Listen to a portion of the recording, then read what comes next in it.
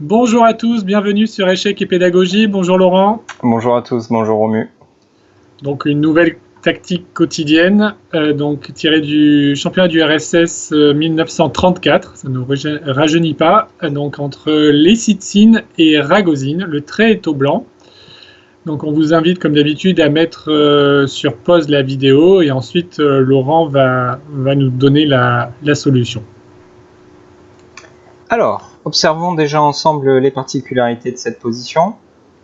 On voit immédiatement que les blancs ont la paire de fous. On apprécie notamment ce fou de case noire que les blancs possèdent mais pas les noirs. Donc ce fou balaie une diagonale intéressante, ça bloque le roi. L'autre fou n'est pas en reste puisqu'il a cette diagonale dont on a l'habitude qui amène vers la case H7. Et d'autres pièces se montrent particulièrement intéressantes avec un potentiel assez grand. Le cavalier peut sauter vers G5 ou vers E5. La colonne de la tour F1 a été ouverte du fait de cette prise un petit peu inhabituelle du pion F vers l'extérieur. Et la dame, elle aussi, pourrait participer puisque on voit notamment que sur cette diagonale D1 H5, elle pourrait espérer venir vers G4 ou vers H5 justement.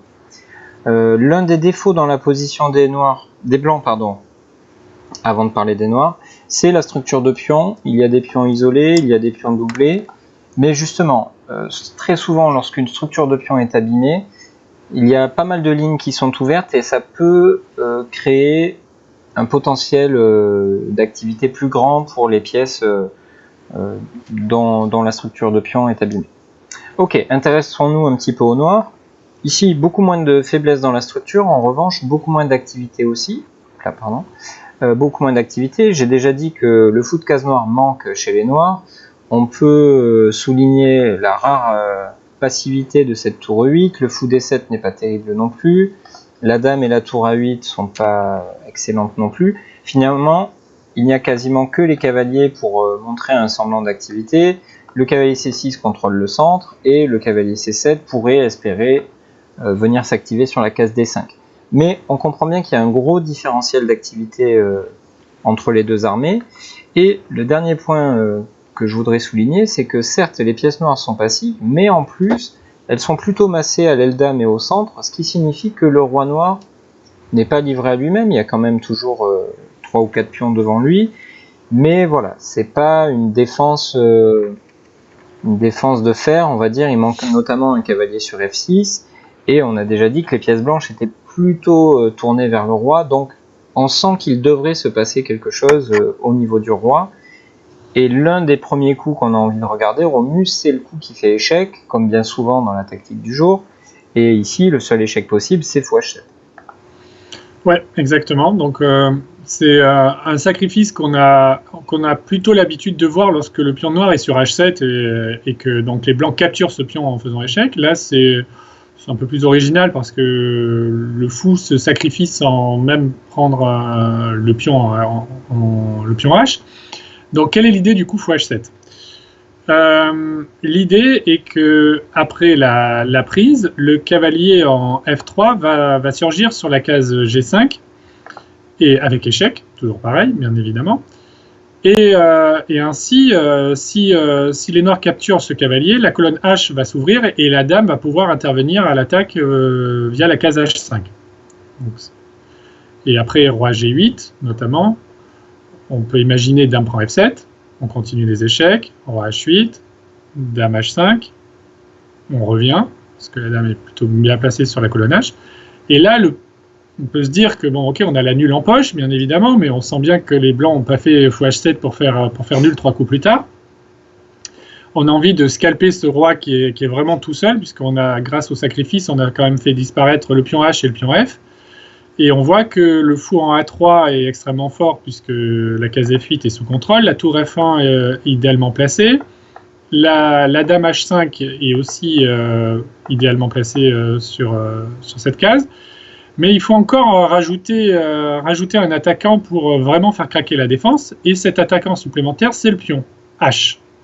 Et donc avec H prend G5, on menace souvent G6 qui permettrait dame H7 mat. Et les Noirs vont avoir bien du mal à lutter contre cette armée blanche qui déferle face au pauvre roi qui est vraiment abandonné. Donc on peut tenter éventuellement cavalier E7.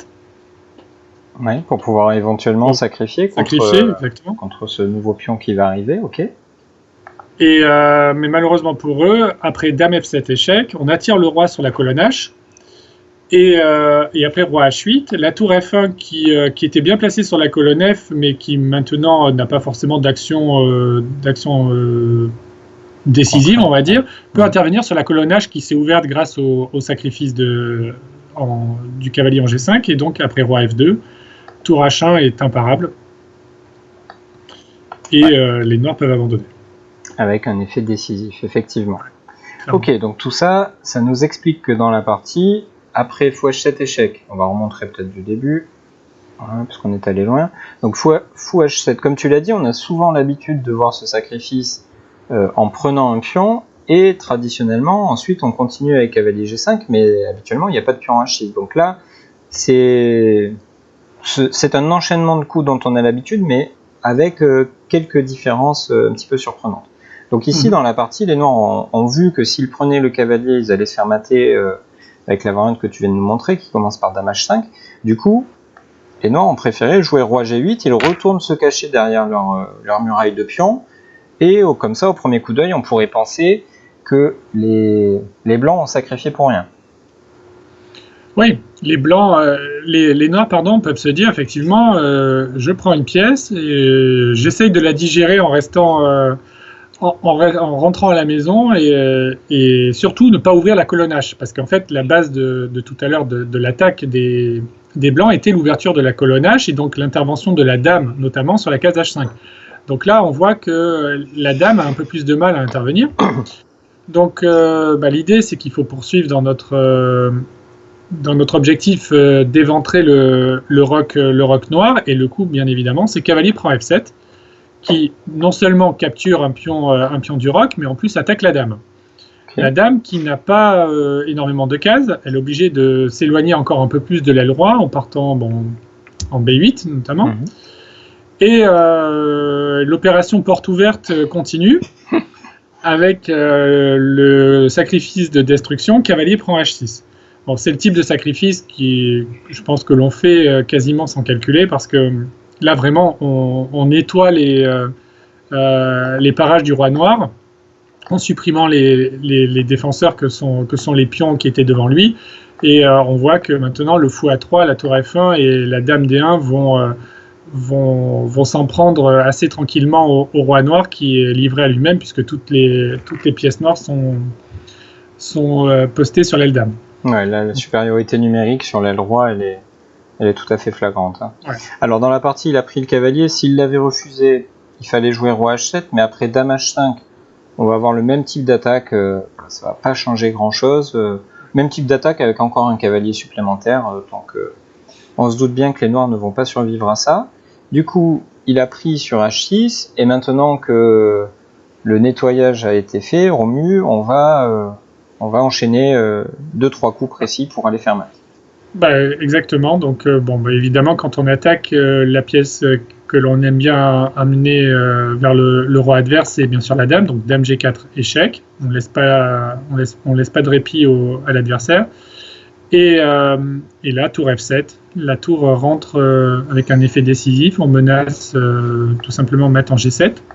Okay. Et si les Noirs jouent tour G8 pour éviter ce mat, il y a dame H5 qui menace dame prend H6 mat, et qui est imparable. Ouais, plus de défense possible.